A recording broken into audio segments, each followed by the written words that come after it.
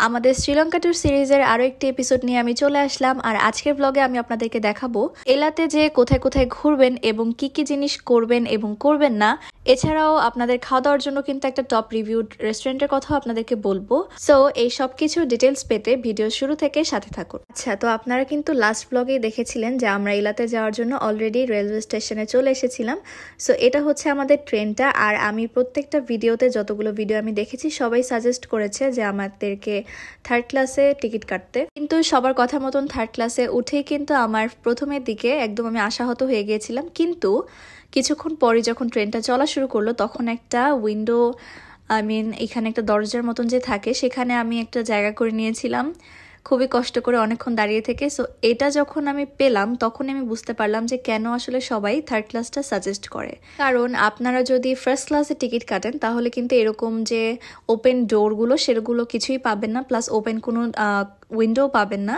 As first ক্লাসে কিন্তু AC থাকবে। সো নুয়ারেলিয়া থেকে এলাতে যাওয়ার যে জার্নিটা সেটা মেনলি এই সিনারিওটা এনজয় করার জন্যই কিন্তু ট্রেন জার্নিটা বেশি পপুলার। সো আপনারা যদি এই জার্নিটা এনজয় করতে চান অবশ্যই আমাদের মতন থার্ড ক্লাসের টিকিট কেটে এরকম একটা এক্সিট গেটে জায়গা করে নিয়ে তারপরে সুন্দর মতন ভিউ দেখতে দেখতে যাবেন। কখন যে আপনাদের 2-3 ঘন্টা পার হয়ে যাবে এটা আপনারা টেরই পাবেন না। Just look at the view, একটা ওয়াইড ল্যান্ডস্কেপ ভিউ কিন্তু আমরা পাচ্ছিলাম ওখান থেকে। প্লাস যে পাহাড়ের উপরে যে মেঘগুলা ছিল দেখতে খুবই অসাধারণ লাগছিল। আর এরকমভাবে কিন্তু আপনারা পা ঝুলিয়েও বসতে পারেন। অনেকের হয়তো ভয় লাগতে পারে যে পা ঝুলিয়ে বসলে যদি পা লেগে যায়, বাট না, প্রত্যেকটা ট্রেনের কিন্তু এরকম পা ঝুলানো জায়গা থাকে। আপনাদের ব্যথা পাবেন না, এরকমভাবেই কিন্তু আশেপাশে সব কিছু কাটা থাকে। সো আপনাদের সেরকম ভয়ের কোনো কারণ নেই। তো যাই হোক, এরকমভাবে পা ঝুলিয়ে ঝুলিয়ে আমরা অনেক দূর গিয়েছিলাম। ট্রেনটা যখন কার্ভ হয়ে যাচ্ছিল এত সুন্দর লাগছিল দেখতে। আর আশেপাশের ভিউয়ের কথা আর কি বলবো, প্রত্যেকটা ভিউ এক এক রকম। কোনো সময় জঙ্গল, তো কোনো সময় এরকম পাহাড়ের ঢল। তো জায়গাটা আসলে খুবই অসম্ভব সুন্দর লাগছিল। নুয়ারেলিয়ার যে বিউটিটা এটা আপনারা এনজয় করতে করতে এই ট্রেন জার্নিতে যেতে পারবেন। আর আরেকটা কথা বলে দিই, আমরা কিন্তু আমাদের গাড়িটাকে একদম সে রাস্তা দিয়ে যাচ্ছিল আর আমরা কিন্তু রেল লাইন দিয়ে যাচ্ছিলাম। সো আমাদের গাড়িটাও কিন্তু আমাদের সাথে ওখানে যে আমাদেরকে আবার জয়েন করবে। আর আমরা মেনলি এই ভিউটা আর এই যে ট্রেন জার্নিটা, পপুলার ট্রেন জার্নিটা এনজয় করার জন্যই কিন্তু এরকম ট্রেনে করে 2 থেকে 3 ঘন্টা দিয়ে তারপরে যাচ্ছি। আর গাড়িতে কিন্তু যেতে বেশি সময় লাগবে না। সো আপনারা কিন্তু গাড়িতেও যেতে পারেন। বাট ম্যাক্সিমাম মানুষই এখানে আসলে এই জার্নিটা কখনই কেউ মিস করতে চায় না।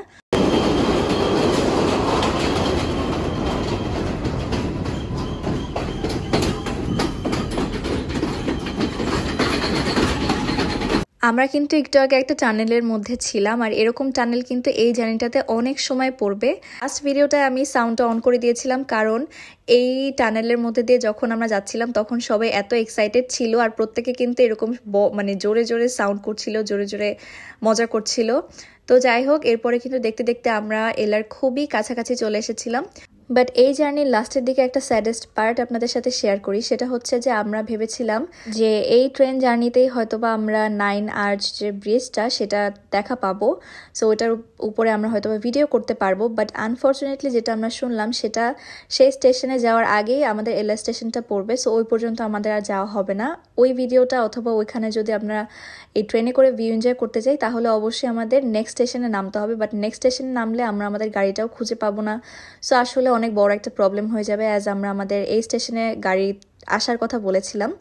তো যাই হোক, এর জন্য আর এই দুপুরে এই রোদের মধ্যে আমরা এই প্যারাটা নেইনি। সো এই যে দেখেন পুরো স্টেশনটা ভরা কিন্তু একদম ইউরোপিয়ান ব্রিটিশ মানুষজন। এখানে কোনো শ্রীলঙ্কান লোকাল মানুষজন নেই বললেই চলে। তো এখানে কিন্তু আমরা সবাই যে ট্রেনটা এখানেই থামা, যেহেতু সবাই এখানেই নেমে গিয়েছিল তাই আমরা সাহস করে নেক্সট স্টেশনে নামিনি, এখানেই নেমে পড়লাম যে নেক্সট কোনো একটা সময় আমরা হয়তো বা 9 আর্চ ব্রিজে যে ছবি তুলবো। তো এরপরে আমরা অনেকটা পথ পার হয়ে তারপর একটা রেস্টুরেন্টে চলে আসলাম। অ্যাজ আমাদের আস্তে আস্তে 4টা থেকে 5টার মতন বেজে গিয়েছিল। সো প্রত্যেকটা রেস্টুরেন্টেই তাদের খাবারের অপশনটা ক্লোজ হয়ে গিয়েছিল। বাট আমরা রিসোর্টের খোঁজ করতে করতেই ফরচুনেটলি এখানে একটা রেস্টুরেন্ট পেয়ে যাই যেখানে কিনা অনেক টাইপের বুফে আইটেম ছিল। যদিও এগুলো কোনোটাই আমাদের সাথে ফ্যামিলিয়ার না, বাট তারপরও দেখে খুবই ভালো লাগছিল যে অনেকগুলো আইটেম পাচ্ছি আমরা এখানে বুফেতে। আর এটা যেহেতু বুফে ছিল, সো পার পার্সন কত টাকা করে লেগেছিল আমার আসলে অতটা মন নেই, বাট প্রাইস একেবারে কম ছিল না, মোটামুটি ভালোই ছিল। আর একটা কথা বলে রাখি, এলাতে আসলে কিন্তু প্রাইস একটু বেশি হবে সব কিছুরই, কারণ এখানে যেহেতু ইউরোপিয়ান অ্যান্ড ব্রিটিশরা অনেক ঘুরতে আসে, তো এখানে ইন জেনারেল কিন্তু তারা একটু দামটা বেশিই রাখে। আর আমার আগের সিরিজগুলো দেখলে কিন্তু আপনারা বুঝতে পারবেন যে আমরা প্রত্যেকটা জায়গায় একদিন একদিন করে স্টে করছি। সো রাস্তায় যা যা পড়ে, যা যা দেখতে আমরা পাবো, সবই আমরা দাঁড়িয়ে দাঁড়িয়ে প্রত্যেকটা ভিউ এনজয় করছিলাম। যেমন এখানে একটা বড়সড় একটা ওয়াটারফলস ছিল, যদিও পানি কম ছিল, বাট আমি শুনেছি যে বর্ষা নাকি আরো একটু বেশি পানি থাকে। তো এই জায়গাটা আমরা একটু দেখলাম ঘুরে ঘুরে, মানে ভালোই ছিল, মোটামুটি বড়সড়ই ছিল। আর এই তো এখানে অনেক মানুষজনই ছিল। তো তারপরে পাশে ছিল একটা সুভিনিয়ার শপ, এখান থেকে আমরা কিছু সুভিনিয়ার কিনে নিলাম, কারণ প্রত্যেকটা জায়গার সুভিনিয়ার কিন্তু এক এক রকম হয়। তো এরপরে আমরা কিন্তু খুঁজতে খুঁজতে আমাদের মেইন যে এলা টাউনটা সেখানে চলে আসলাম। আর আমাদের ইচ্ছা ছিল যে আমরা টাউনের মধ্যেই থাকবো, অ্যাজ আমরা টাউনে রাত্রেবেলা আবার ঘুরতে বের হব। তো এখানে কিন্তু অনেক দূরে দূরেও অনেক রিসোর্ট থাকে, বাট আপনারা এগোটাতে ভালো মতন করে চেক করে নেবেন যাতে করে টাউনের মধ্যেই পড়ে, তাহলে আপনাদের ঘোরাঘুরিতে একটু ইজি হবে। তো এটা ছিল আমাদের রুমটা। আর এই রিসোর্টটা না একদম 5 জনের শোয়ার জন্য খুবই এনাফ ছিল। যেমন এখানে একটা বড়সড় বেড ছিল যেখানে আমরা 3 জন অনায়াসে ঘুমাতে পারবো, দেন 2টা উপরে নিচে ডাবল বেড ছিল। সো যাই হোক, এটা ছিল কিন্তু একদম আমাদের রিসোর্টের লনটা থেকে view. Just look at the view. এখানে আমি আপনাদেরকে ভালো মতন দেখাতে পারছি না, কিন্তু সামনে কিন্তু বিশাল পাহাড় আর খুবই সুন্দর একটা এনভায়রনমেন্ট ছিল। আর এখানে আমাদেরকে ওয়েলকাম ড্রিঙ্কস দেওয়া হয়েছিল। আর বারান্দাটা এতটা বড় ছিল, আসলে এখানে যদি আমরা আরও একটা দিন স্টে করতে পারতাম তাহলে আরও সুন্দর মতন এনজয় করতে পারতাম। তো যাই হোক, এরপরে আমরা একটু ফ্রি হয়ে ফ্রেশ হয়ে তারপরে এখন আমরা বের হয়ে যাব একটু এক্সপ্লোরের জন্য, প্লাস ডিনারটাও করে আসবো। একটা কথা বলে রাখি, এখানকার প্রত্যেকটা রিসোর্টই কিন্তু পাহাড়ের অনেকটা নিচে নয়তো অনেকটা উপরে। সো আপনাদের এরকম যাওয়া আসার জন্য, আই মিন মেইন টাউনে আসার জন্য এরকম একটা টুকটুক বা যেটাই বলেন না কেন সেরকম একটা লাগবে, অ্যাজ এটা অনেকটা খাড়া পাহাড়, নয়তো খাড়া নিচে, একদম নিচের দিকে। খুবই ভয়ানক রাস্তাটা ছিল। আমি আপনাদেরকে ভিডিওতে দেখাতে পারিনি কারণ তখন ফোনই ধরে রাখা যাচ্ছিল না হাত দিয়ে, সো আমি আর রিস্ক নিয়ে ভিডিও করিনি। তো যাই হোক, এরপরে হচ্ছে এই যে আমরা মেন টাউনে চলে আসলাম। এখন এখানে যেহেতু অনেক ধরনের রেস্টুরেন্টস থাকে, সো আমরা একটু রিভিউ দেখে তারপরে হচ্ছে ঢুকবো কোনো রেস্টুরেন্টে। কিন্তু এখানে প্রত্যেকটা রেস্টুরেন্টই কম বেশি কিন্তু ভালো। এখন আমি একটু ঘুরে ঘুরে দেখবো যে কোথায় খাওয়া যায়, অ্যান্ড আপনাদেরকেও চলেন দেখাই যে এখানে কি কি রেস্টুরেন্ট আছে আর আপনাদের চয়েসে আপনারা কোন কোন রেস্টুরেন্ট রাখতে পারেন।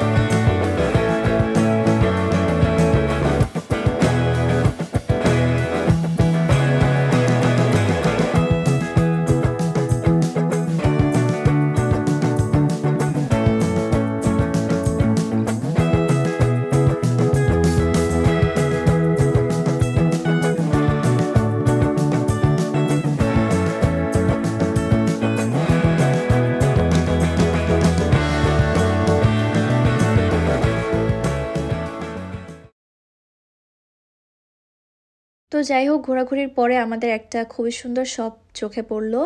একটা না, বেশ কয়েকটা শোরুমে আমাদের চোখে পড়েছিল, কিন্তু প্রত্যেকটা শোরুমেই কিন্তু আপনার হচ্ছে বিভিন্ন টাইপের ট্রেডিশনাল যে শ্রীলঙ্কান জিনিসপত্র সেগুলো পাওয়া যাচ্ছিল।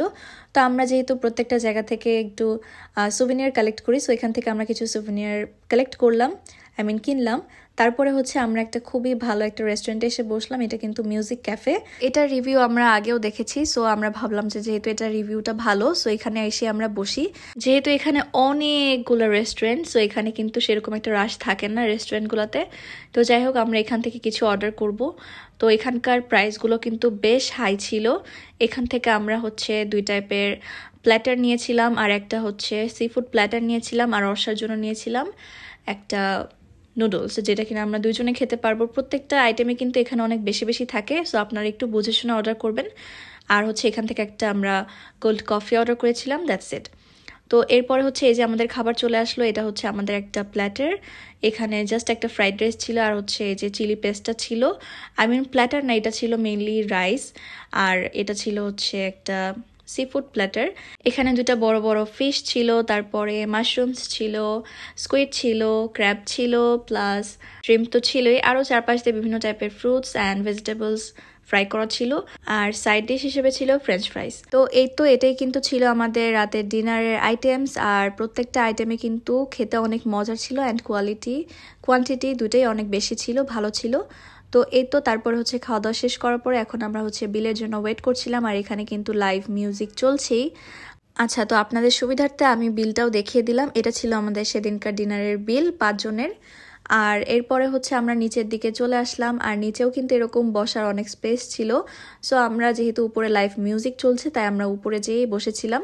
আর এখানে এই যে এটা ছিল কিন্তু বাইরের থেকে লুকটা, আর এটার নাম ছিল হচ্ছে এলা 360 অর 360 এলা, যেটাই বলেন না কেন। তো আপনারা কিন্তু এখানে এলাতে আসলে এখানকার ফুডটা ট্রাই করতে পারেন, আমি এটা আপনাদেরকে রেকমেন্ড করছি।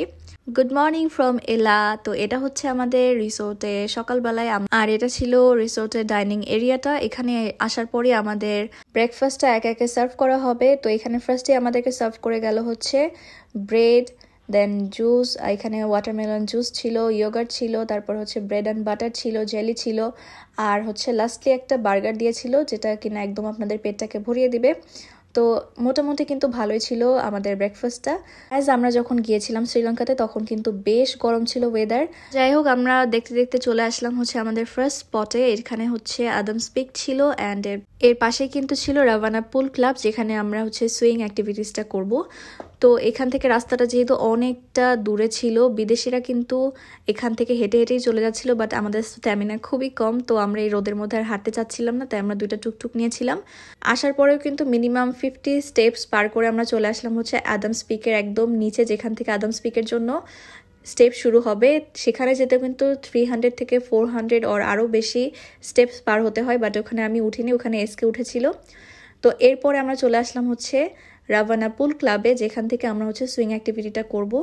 আর এখান থেকে আপনারা আপনাদের পছন্দ মতন কিন্তু ড্রেসেস রেন্ট করতে পারেন। বাট এখানে বলে রাখি, আমাদের বাংলা টাকায় মেবি 12,000 টাকার মতন লেগেছিল 2 জনের জন্য এই ফ্লাইং অ্যাক্টিভিটিসটা করতে। এটা যেহেতু বেশ এক্সপেন্সিভ আমার কাছে মনে হয়েছে, সো আপনাদেরকে আগে থেকে আমি জিনিসটা জানিয়ে রেখেছি। তো এখান থেকে আমি আর অর্ষা 2টা সেম ড্রেস চুজ করলাম, ওই যে ওইরকম পার্পেলের মধ্যে ড্রেসটা আমরা চুজ করেছিলাম। অ্যাজ এই ড্রেসগুলো খুবই খোলামেলা টাইপের হয়, তো আমরা এটা ড্রেসের উপর দিয়ে পরেছিলাম, বাট বেটার হয় যদি আপনারা এটা ড্রেস ছাড়া পরতে পারেন। তো যাই হোক, এটা আপনাদের চয়েস। তো আমরা এই ড্রেসটা পরে একদম রেডি হয়ে ওখানে চলে গেলাম। আর এখানে সিঙ্গেলও আপনারা করতে পারবেন আর ডাবলও করতে পারবেন, যেহেতু আমি আর অর্ষা 2 জনই করেছিলাম, সো এর জন্য আমরা ডাবলই নিয়েছিলাম।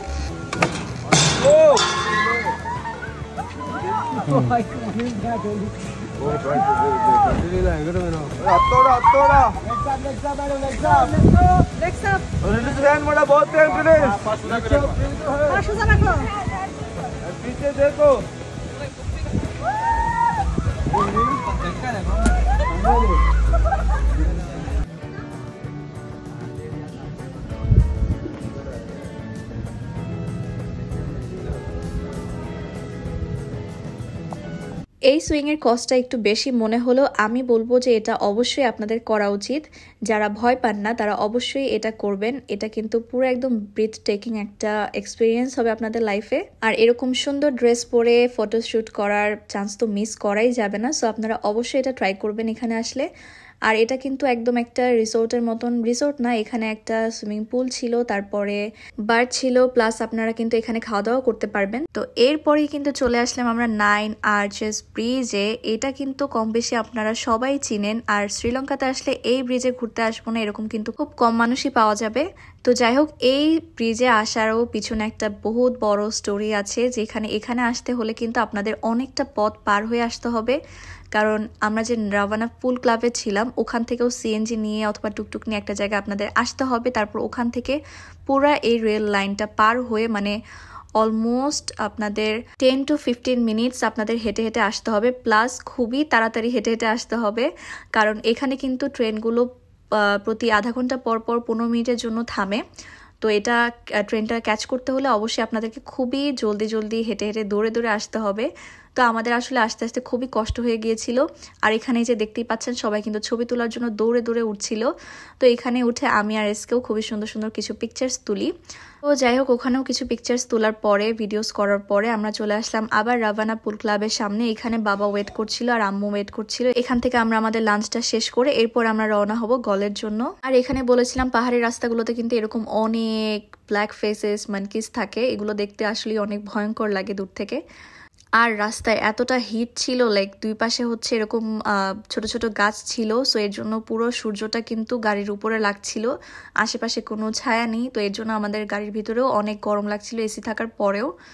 তো এরপরে এরকম একটা লম্বা পথ পার হয়ে আমরা কিন্তু অলমোস্ট 2 to 3 আওয়ার্স পরে চলে গেলাম হচ্ছে গলে। আর এলাতে যে আমার কাছে মনে হয় যে আপনাদের যদি টাইম শর্ট থাকে তাহলে আপনারা রাভানা পুল ক্লাব আর আদমস পিকটা ঘুরলেই এনাফ। আর আগের দিন তো আমরা একটা ওয়াটারফলস দেখিয়েছি, যেহেতু এই জায়গাটাই আসলে মেইন অ্যাট্রাকশন এই এলার। সো আমার কাছে মনে হয় যে এই জায়গাগুলো বাদে আর কোনো জায়গায় সেরকম ঘোরার প্রয়োজন নেই। যদি আপনাদের সময় বেশি থাকে অবশ্যই আপনারা ঘুরতে পারেন, বাট আমি রেকমেন্ড করব রাভানা পুল ক্লাবটা আর আদমস পিকটা আর ওই ওয়াটারফলসটা অবশ্যই আপনারা ঘুরবেন। আর একটা অবশ্যই হিল ভিউ রিসোর্ট নেবেন। তো আজকের ব্লগটা এখানেই শেষ করছি। এর পরের ব্লগেই কিন্তু থাকছে গলে যে আপনারা কোথায় কোথায় থাকবেন, কোথায় ঘুরবেন এবং কোথায় যে আপনারা বেস্ট ফুডটা পাবেন। আর অবশ্যই গলেতে একটা সি ভিউ অথবা সি এর খুবই কাছাকাছি একটা হোটেলের আপনাদেরকে ডিটেলস তো বলবোই। আর শ্রীলঙ্কা ট্যুর ব্লগ সিরিজ কিন্তু অলমোস্ট শেষের দিকে চলে এসেছে, সো আপনারা নেক্সট ব্লগগুলো অবশ্যই মিস করবেন না। আই হোপ পুরো জার্নির শেষ পর্যন্ত আমার সাথে আপনারা থাকবেন। So wait for my next blog. Till then take care everyone, tata.